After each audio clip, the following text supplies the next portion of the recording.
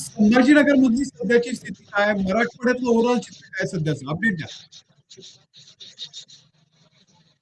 मराठवाड्यामध्ये बघायचं छत्रपती संभाजीनगरचं जर बघायचं झालं तर या ठिकाणी महायुतीच्या सुरुवातीपासूनच या ठिकाणी प्राबल्य असल्याचं पाहायला मिळत होतं, कारण की महायुतीचे 7 आमदार या ठिकाणी आहेत आणि 1 खासदार आहे. त्यामुळे जी काही निवडणूक आहे ती एक हाती होईल असं वाटत होतं. मात्र आता जे काही चित्र समोर हळूहळू येते त्यामध्ये महायुतीला धक्का बसल्याचं जे काही ते चित्र यामध्ये आहे. यामध्ये आता महायुतीला जर बघायचं झालं तर महायुतीमध्ये भाजपला 1 ठिकाणी नगराध्यक्ष पदाचा उमेदवार निवडून आणण्यात यश आले, तर शिवसेना शिंदे गटाला 2 ठिकाणी बाजी मारता आली आणि त्याचबरोबर राष्ट्रवादी अजित पवार गटाला 1 ठिकाणी बाजी मारता आली. उद्धव ठाकरे गटाला 1 ठिकाणी आणि काँग्रेसला 2 ठिकाणी.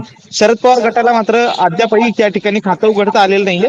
आणि जर बघायचं झालं तर तालुका निहाय जर बघायचं झालं तर या ठिकाणी काँग्रेस जे काही गंगापूर मतदारसंघामध्ये जर बघायचं झालं तर राष्ट्रवादी अजित पवार गटाचे संजय जाधव या ठिकाणी निवडून आले आणि या ठिकाणी त्यांनी बाजी मारली आहे. गंगापूरमध्ये जर बघायचं झालं तर आमदार भाजपचे आमदार प्रशांत बंब या ठिकाणी आमदार आहेत आणि त्यांचा हा बालेकिल्ला म्हणून ओळखला जातो. या ठिकाणी त्यांचं वर्चस्व पणाला लागलं होतं, मात्र या ठिकाणी त्यांना त्यांचा उमेदवार निवडून आणण्यात अपयश आलं. या ठिकाणी अजित पवार गटाचे जे काही संजय जाधव हे या ठिकाणी उमेदवार होते नगराध्यक्ष पदाचे, ते या ठिकाणी निवडून आलेत आणि त्यामुळे प्रशांत बंब जे काही भाजपचे आमदार आहेत त्यांना हा धक्का मानला जातोय.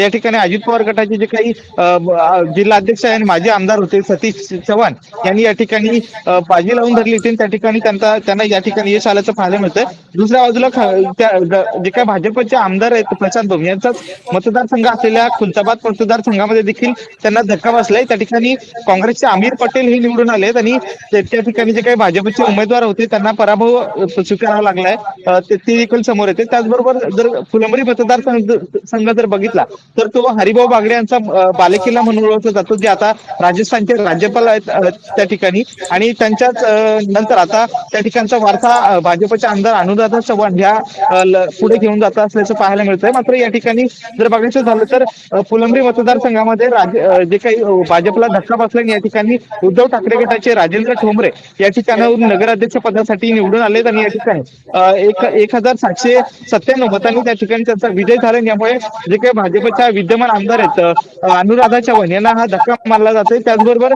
जे काही अतुल सावे यांचा देखील या मतदारसंघामध्ये प्रभाव होता, त्यांना देखील या ठिकाणी जबाबदारी देण्यात आली होती आणि त्यांची देखील या ठिकाणी प्रतिष्ठा पणाला लागली होती. 2 आमदार असताना 2 आमदार या ठिकाणी लक्ष देत असताना या ठिकाणी भाजपला पराभव स्वीकारावा लागलाय, हा एक धक्का मानला जातोय. त्याचबरोबर या ठिकाणी याच परिसरामध्ये मुख्यमंत्र्यांनी देखील सभा घेतली होती. त्यामुळे या मुख्यमंत्र्यांच्या सभेनंतर या ठिकाणी महायुतीला फायदा होईल असं सांगितलं जात होतं. मात्र आताची जी परिस्थिती बघितलं तर या ठिकाणी भाजपला मोठा धक्का मानला जाते. दुसरीकडे वैजापूर मतदारसंघामध्ये शिंदे गट आणि भाजपमध्ये लढत होती. या ठिकाणी शिंदे गटाचे विद्यमान आमदार जे काही रमेश बोरणार त्यांचे भाऊ या ठिकाणी होते आणि त्यामुळेच भाजप विरुद्ध शिवसेना अशी लढत या ठिकाणी झाली. मात्र या ठिकाणी जर बघायचं झालं तर भाजपचे उमेदवार जे काय दिनेश परदेशी या ठिकाणी 6000 मतांनी निवडून आले. तर या ठिकाणी शिवसेना शिंदे गटाचे जे काही रमेश बोरणार यांचे भाऊ होते त्यांना पराभव स्वीकारावा लागला होता. यामुळे शिवसेनेला या ठिकाणी मोठा धक्का मानला जातोय. त्याचबरोबर पैठणमध्ये जर जायचं झालं तर त्या ठिकाणी जिल्ह्याचे खासदार संदीपान भुमरे आणि त्यांचे चिरंजीव पैठणचे आमदार आहेत विलास बापू भुमरे यांची प्रतिष्ठा या ठिकाणी पणाला लागली होती आणि या ठिकाणी सुरुवातीपासूनच चढाओढ पाहायला मिळाली होती. दोन्ही बाजूने त्या शिवसेनेच्या उमेदवाराच्या विरुद्ध ठाकरे गटाचे या ठिकाणी उमेदवार होते आणि या ठिकाणी जर बघायचं झालं तर सुरुवातीपासून शेवटपर्यंत काटिकी टक्कर होती. दोन्ही उमेदवार जे काय ते सातत्याने मागे पुढे जात होते. मात्र या ठिकाणी आता निकाल हाती येतोय तर शिवसेना शिंदे गटाचे जे काही नगर अध्यक्ष पदाच्या विद्या कावसनकर या होत्या या ठिकाणी निवडून आल्यात आणि या ठिकाणी ठाकरे गटाचे जे काही विधानसभेत पराभूत झालेले उमेदवार होते दत्ता गोरडे यांच्या पत्नीचं या ठिकाणी पराभव झाल्याचं पाहायला मिळतंय.